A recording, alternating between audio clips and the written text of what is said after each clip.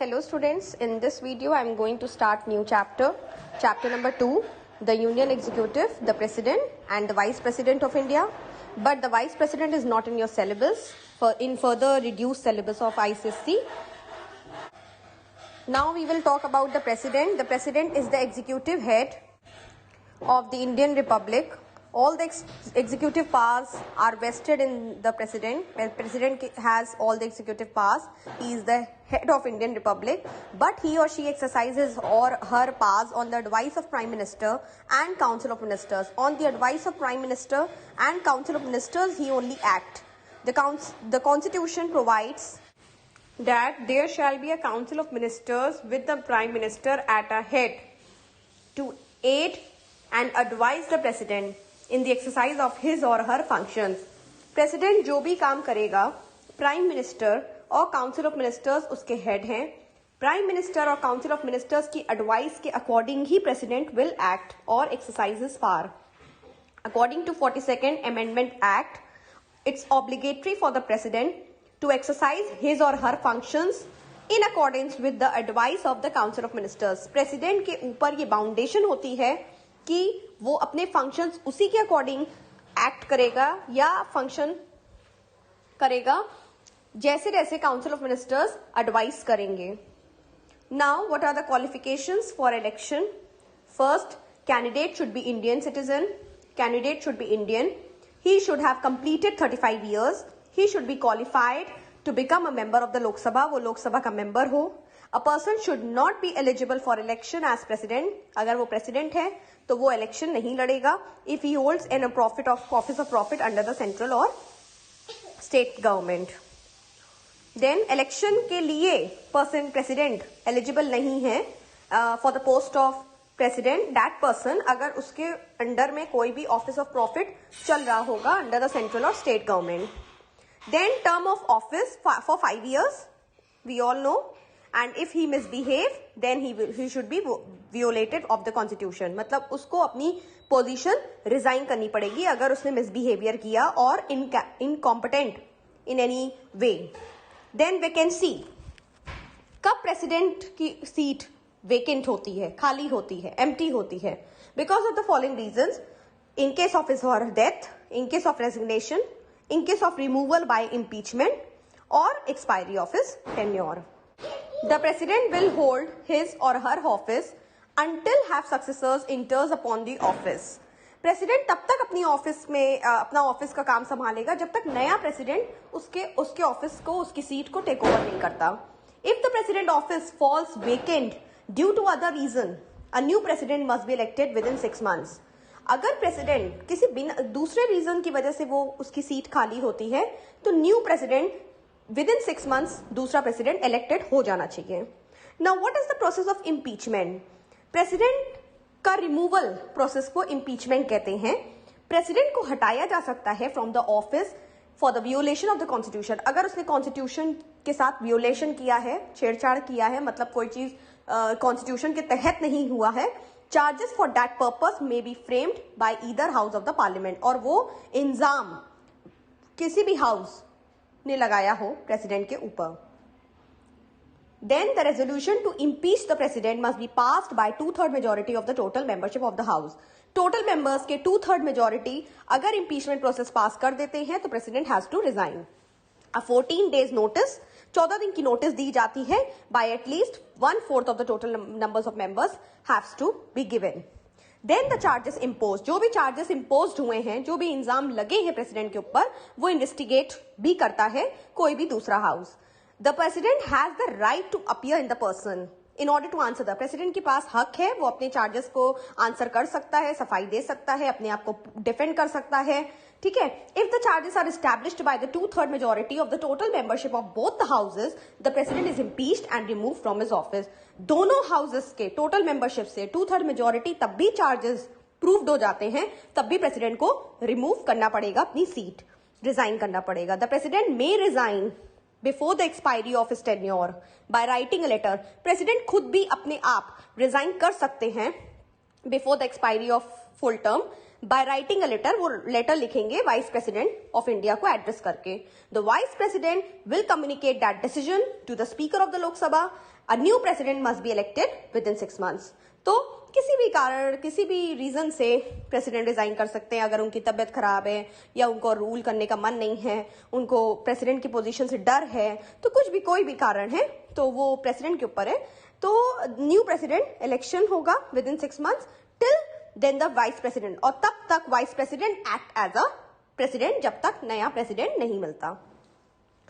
Now the election of the president. President is the head of the Indian republic. In presidential election both the MP MLAs express their opinion because the presidential powers दोनों के पास होती है, union government और state government तक. Electoral college. The president is elected indirectly by the members of N electoral college. अब ये electoral college क्या है?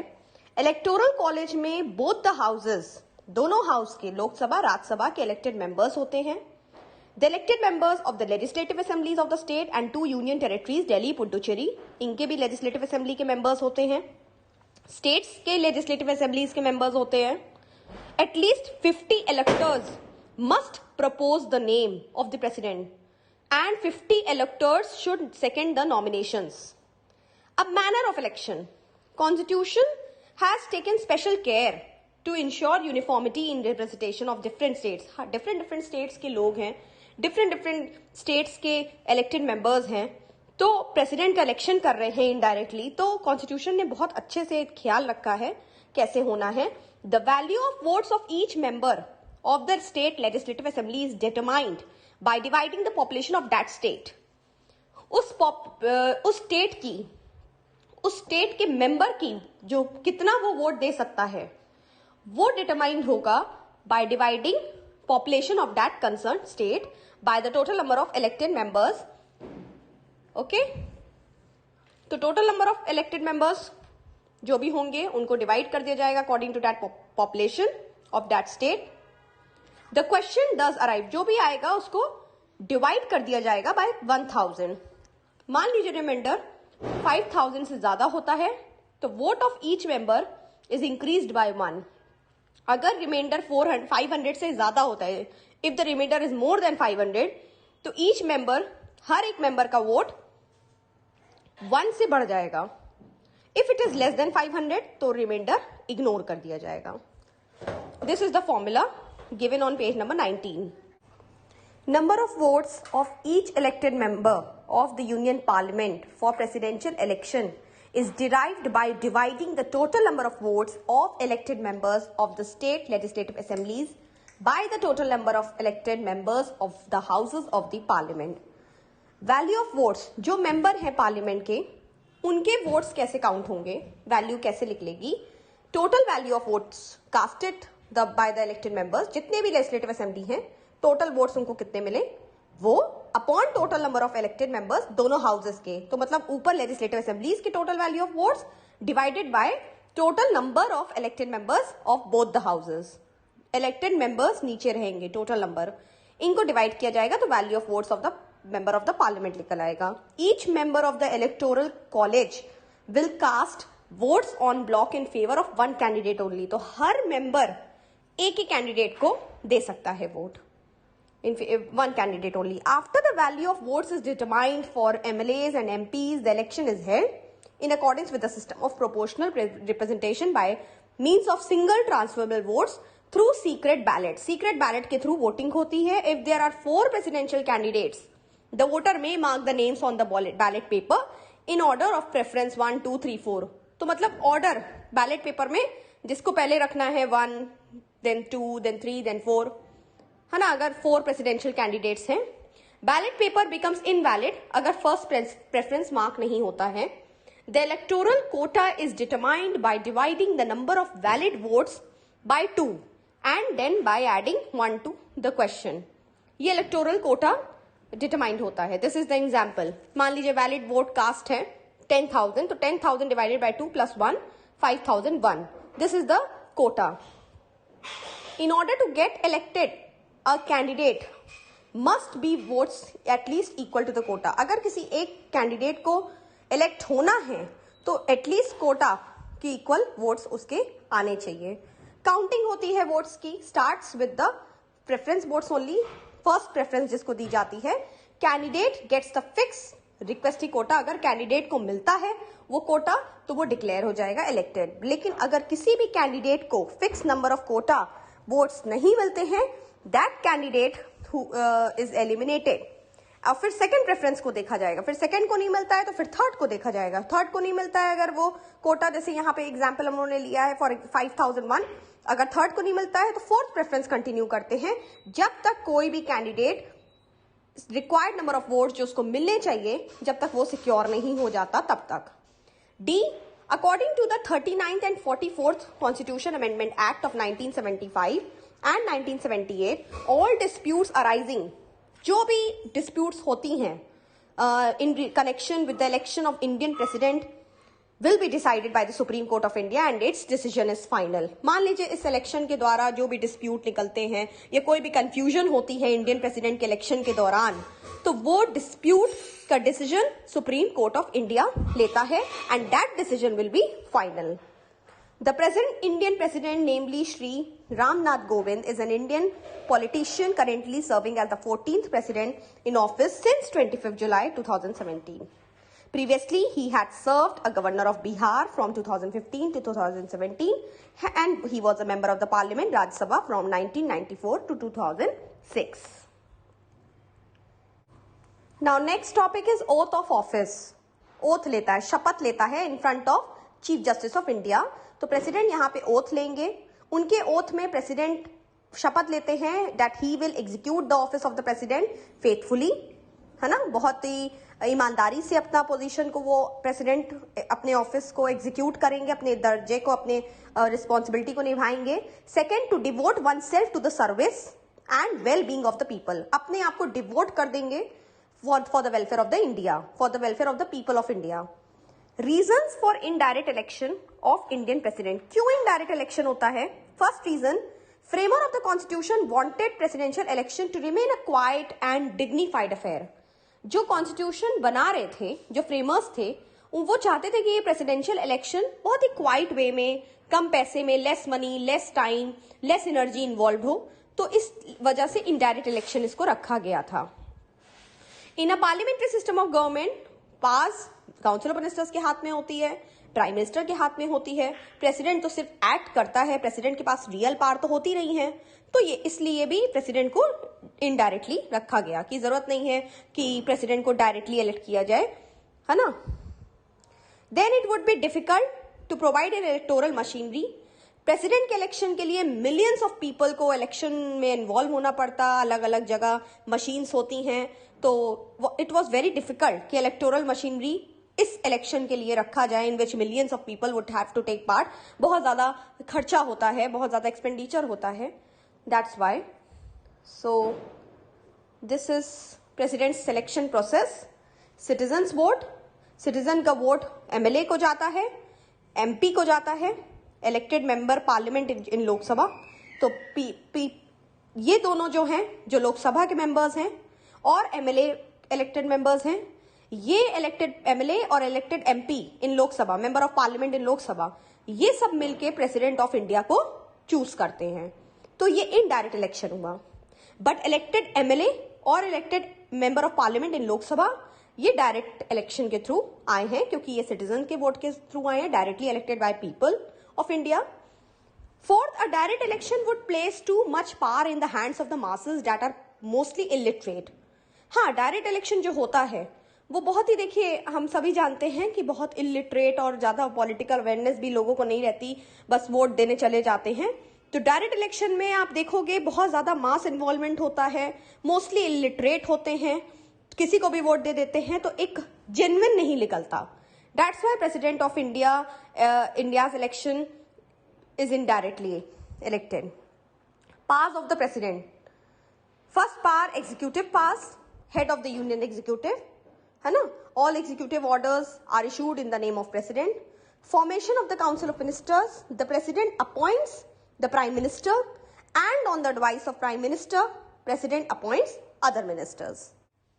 Then appointment and removal of the high dignitaries of the state, president appoint करते हैं, जैसे high positions होती हैं state की, जैसे attorney general of India, comptroller, auditor general of India, ambassadors, जजेस of supreme court, high court, member of union public service commission, finance commission, governor, chief election commissioner, other members of the election commission, ये सबको appoint करता है president.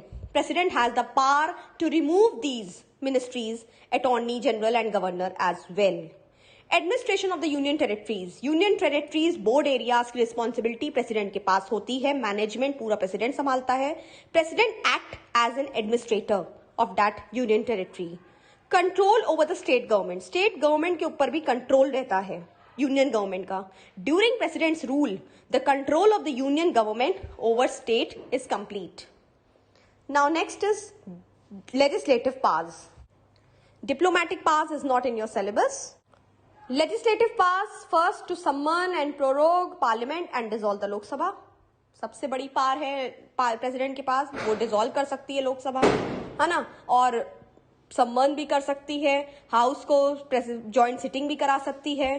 Presidents address, the president addresses both the house of the parliament, है ना, assembled together at the first session. पहली बार first session में हर जनरल इलेक्शन में प्रेसिडेंट ही एड्रेस करता है, दोनों हाउसेस को एक साथ बैठाता है और उस समय से कमेंसमेंट स्टार्ट होता है first session each year. In this address he or she highlights the policies of the ruling government. The address that is prepared by the cabinet minister उसको स्टार्ट करवाते हैं और जो वो बोलते हैं प्रेसिडेंट, वो रूलिंग गवर्नमेंट की पॉलिसीज को हाईलाइट करते हैं. Nomination of members. President nominates 12 members to the Rajya Sabha, which is very important. And also President nominates 2 members of Anglo-Indian community, है ना. Then assent to legislation. किसी bill को अगर act बनना है ना, तो प्रेसिडेंट का साइन होना बहुत जरूरी है. Sanction to the introduction of a money bill. Money bill है कि नहीं है, मनी बिल इंट्रोड्यूस्ड होता है लोकसभा में with a prior recommendation of the president. जब तक प्रेसिडेंट की परमिशन नहीं मिलेगी, रिकमेंडेशन नहीं होगा, तब तक मनी बिल इंट्रोड्यूस नहीं होगा लोकसभा में. तो this is the important role of president. Then ordinance is a temporary law issued by the president when the parliament is not in session. मान लीजिए कोई इमरजेंसी है या पार्लियामेंट सेशन में नहीं है उस दौरान, और कोई एक ऐसा जरूरत पड़ गई किसी लॉ को बनाने की, तो वो टेम्पररी लॉ होता है. For the time being president issue करता है, दैट इज कॉल्ड ऑर्डिनेंस. बाद में वो लॉ बन सकता है. Then president's assent to send state bill. State bills passed होते हैं प्रेसिडेंट की सिग्नेचर के. President may refuse his assent means signature to such bills, or he can send the bills back for the reconsideration. Bills affecting matters like the powers of the High Court are reserved for the consideration of the President. जैसे high court की पास को लेके कोई bills हैं, कोई rules हैं change करने हैं, ये सब प्रेसिडेंट देखते हैं. तो प्रेसिडेंट बिल को वापस भी भेज सकते हैं for the further consideration, or he may refuse his signature to such bills. Now next, discretionary powers. Usually the president to act in accordance with the advice. We all know president act in accordance with the advice of council of ministers and prime minister. But in several situations, exceptions are there, children. So president may use his or her discretion and his own judgment. When? कब president अपने से judgment दे सकता है without advice of council of minister and prime minister? When no single political party wins absolute majority. अगर किसी एक single party को absolute majority नहीं मिलती है लोकसभा में या जनरल इलेक्शन में, तो प्रेसिडेंट अपना वोट देके प्राइम मिनिस्टर को अपॉइंट करता है. सेकेंड, प्रेसिडेंट में विथहोल्ड असेंट. यहां पे जो बिल को मनी बिल बनाना है या बिल में साइन करना है या वापस कंसिडरेशन के लिए पार्लियामेंट में भेजना है, यहां पे प्रेसिडेंट स्वतंत्र है. The Constitution has not given a time limit within the which the President can declare his assent or return the bill. Constitution ने यहाँ पे कोई भी टाइम लिमिट नहीं दी है कि प्रेसिडेंट के पास जब बिल जाए साइन होने के लिए तो वो कितने दिनों में साइन करे. वो स्वतंत्र है, वो जितने दिन तक चाहे वो रख सकता है. The President may decide what is right. If the Prime Minister loses the confidence of the Lok Sabha, मान लीजिए प्राइम मिनिस्टर प्रूव हो जाता है कि लोकसभा में वो सही रूल नहीं कर रहा है, but the prime minister is unwilling. लेकिन प्राइम मिनिस्टर इज अनविलिंग, वो रिजाइन नहीं करना चाहता है प्राइम मिनिस्टर, लेकिन प्रेसिडेंट यहाँ पे प्राइम मिनिस्टर यहाँ पे प्रेसिडेंट से बोल सकता है कि हाँ लोकसभा डिसॉल्व कर दीजिए। प्राइम मिनिस्टर यहाँ रिजाइन नहीं करेगा, लेकिन हाँ प्रेसिडेंट यहाँ पे डिसॉल्व कर सकता है लोकसभा को। The president will not act on his advice, क्योंकि यहाँ पे प्राइम मिनिस्टर के खिलाफ इम्पीचमेंट प्रोसेस हो चुका है, prime minister loses the confidence in the Lok Sabha. तो यहाँ पे प्राइम मिनिस्टर अगर नहीं भी रिजाइन कर रहे हैं तो भी प्रेसिडेंट लोकसभा को डिसॉल्व कर सकता है। On the other hand, the president will decide whether to dissolve the house or ask another party to prove its majority on the floor of the house। तो यहां पे प्रेसिडेंट के पास दो ऑप्शन है, या तो वो हाउस को डिसॉल्व कर दे और दूसरी पार्टी को बोल दे कि अपने आप को प्रूव करिए और रूल करिए। यहां पे प्रेसिडेंट को प्राइम मिनिस्टर की एडवाइस की जरूरत नहीं है। Emergency powers. An emergency is a sudden or unforeseen situation demanding immediate action। Emergency एक अचानक कोई सिचुएशन ऐसी आ जाए जिसमें इमीडिएट एक्शन की रिक्वायरमेंट हो, उसको इमरजेंसी कहते हैं। Under this situation the head of the state assumes extraordinary powers. Emergency can be declared in the three conditions, that is national emergency, constitutional emergency, financial emergency. National emergency you can also call as general emergency. It is caused by war or external aggression or armed rebellion। बाहर से कोई foreign country से attack होता है अगर India में, तो it is caused by war, जो वॉर की वजह से होता है या एक्सटर्नल एग्रेशन से होता है, that is called general emergency. Then constitutional emergency, it is declared in case of the failure of the constitutional machinery in states. अगर कोई कॉन्स्टिट्यूशन को फॉलो नहीं कर रहा है और कॉन्स्टिट्यूशनल मशीनरी फेल्ड हो जाती है, that is called constitutional emergency. Financial emergency, if the financial stability of the country is in crisis. First we will discuss national और general emergency. Circumstances, I already told you, President may proclaim, may announce national emergency when the security of India or any part of the country is threatened by war। मान लीजिए किसी भी country के किसी भी part में war हो रहा है तो वो नेशनल इमरजेंसी मानी जाएगी, और बाय एक्सटर्नल एग्रेशन और आर्म्ड रिबेलियन। ड्यूरेशन क्या है? Every proclamation of emergency must be approved by both the houses of the parliament with in 1 month by special majority, meaning by majority of the total membership. Majority votes होते हैं, total membership of the votes. अगर 2/3 अगर 2/3 members present नहीं है, vote नहीं कर पा रहे हैं, लेस देन 2/3 है, तो वो नहीं माना जाएगा। It can not remain in operation for more than 6 months at a time. It will get a fresh lease of 6 months every time after it is approved by the parliament by the special majority. Special majority से वो approved होता है कि हाँ वाकई में India में emergency है, तब then president announced. Effects of general emergency, center-state relationship, union parliament can make law on any subject। तो अगर जनरल इमरजेंसी हो गई तो सेंटर स्टेट का क्या रिलेशनशिप है कि यूनियन पार्लियामेंट स्टेट लिस्ट के मैटर्स में लॉ बना सकता है। Union government may instruct the states how to exercise their authority. Central government may suspended financial provisions of the constitution, matters like the distribution of revenue between the center and state। Central government suspend stop कर सकती है financial जो provisions है constitution के, जैसे distribution of revenue between the centre and the state में be altered. तो centre state के बीच में जितना भी रेवेन्यू डिस्ट्रीब्यूट होता है वो ऑल्टर करा जा सकता है in case of emergency. Fundamental rights guaranteed under Article 19 suspended। Right to move the supreme court और to the high court for the अपनी राइट्स के लिए आप सुप्रीम कोर्ट हाई कोर्ट में आप इन्फोर्स कर सकते हो, वो भी सस्पेंडेड हो जाती है क्योंकि इमरजेंसी के टाइम फंडामेंटल राइट्स एग्जीक्यूट नहीं कर पाती। Article 20 says no person shall be punished for the same offence more than once. Article 20 कहता है कि किसी भी पर्सन को एक बार से ज्यादा दोबारा सजा एक सजा के लिए नहीं दी जानी चाहिए। Article 21 states that no person shall be deprived of his life and personal liberty except according to procedure established by law. Life of the Lok Sabha and state legislature. The parliament may extend the duration of the Lok Sabha and the state legislative assemblies for a year at a time। Example, national emergency declare हो गई first time 26 October 1962 due to Chinese aggression in the NEFA। It was declared for the second time, फिर से second time फिर declared हुई 3 December 1971 जब पाकिस्तान ने attack किया India में। तो 2 बार इमरजेंसी इस तरीके से डिक्लेयर हुई, तब पार्लियामेंट अपने ड्यूरेशन को एक्सटेंड कर देते हैं। Next is constitutional emergency. It arises when there is a breakdown of constitutional machinery. Circumstances if the president on receipt of a report, governors उसको रिपोर्ट मिलती है कि यहाँ पे कॉन्स्टिट्यूशन को फॉलो नहीं किया जा रहा, यहाँ पे रूल्स एंड रेगुलेशंस को फॉलो नहीं किया जा रहा है उस पर्टिकुलर स्टेट में, then president declare emergency in that state. The president may assume all the functions of the government of the state, so it is known as president's rule. In case of constitutional machinery failed, president rule करता है उस state को, that is why this case is called president's rule. Duration 2 months. If it is continue beyond 2 months, it should be ratified by the parliament. तो अगर 2 महीने से ज्यादा होता है तो ratified वो parliament ठीक करेगा. Then the proclamation will cease to be valid for 6 months after the date of its issue.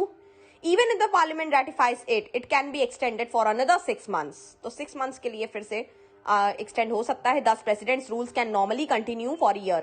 फिर तो मतलब 2 महीने के बियॉन्ड गया तो 6 महीने, फिर अगर रेटिफाइड नहीं हो पा रहा है तो भी एक्सटेंड हो सकता है another 6 months.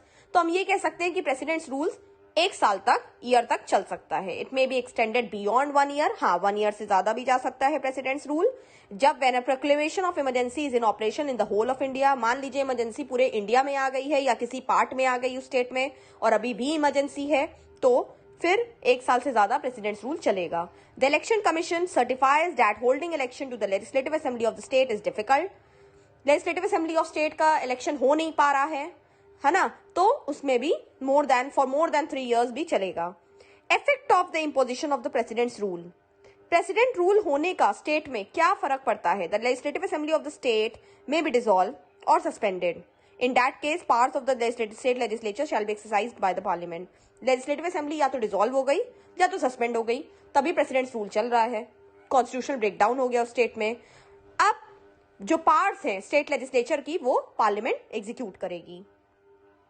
Then the president may vest all executive functions in the governor.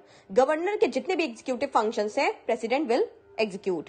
Annual budget of the state is passed by the parliament. तो parliament annual budget of the state pass करेगा. The president cannot suspend the operation of any provision of the constitution relating to high court. President suspend नहीं कर सकता constitution की किसी भी provision को अगर high court से related है. Next is financial emergency. अगर financial problem है इंडिया में, that is called financial emergency. If the president is satisfied with that instability और credit system of the nation is threatened, अगर president accept कर लेते हैं तो वो डिक्लेयर कर देंगे financial emergency. Duration, the proclamation should be approved by the parliament if it is to continue beyond a period of 2 months. 2 months के लिए तो इमरजेंसी होती है. Effect of financial emergency, union government will give directions to the state to observe certain financial rules. The president is to reduce the salary and allowances, क्योंकि India में, nation में, country में पैसे की कमी हो गई है, फाइनेंशियल प्रॉब्लम चल रही है, फाइनेंशियल क्राइसिस चल रही है, तो प्रेसिडेंट यहाँ पे सैलरीज अलाउंसेस सारे जजेस की, सुप्रीम कोर्ट के जजेस की, हाई कोर्ट के जजेस की रिड्यूस कर देंगे. All money bills passed by the state legislature may be reserved for the consideration of the president. जितने मनी बिल पास हुए थे वो सब प्रेसिडेंट के पास दोबारा कंसिडरेशन के लिए रिजर्व्ड हो जाएंगे. Union government may ask the state to reduce salary and allowances of the public servants. जितने भी गवर्नमेंट सर्वेंट्स हैं, गवर्नमेंट एम्प्लॉयज हैं, पब्लिक सर्वेंट्स हैं, जितने भी स्टेट्स के अफेयर्स के बारे में कनेक्टेड हैं, उससे यूनियन गवर्नमेंट स्टेट्स को भी बोलेगी कि उनकी भी सैलरी अलाउंसेस को रिड्यूस कर दे in case of financial emergency. Now next is position of the president. This is not in your syllabus. Vice President topic is not in your further reduced syllabus. Now here the chapter is end.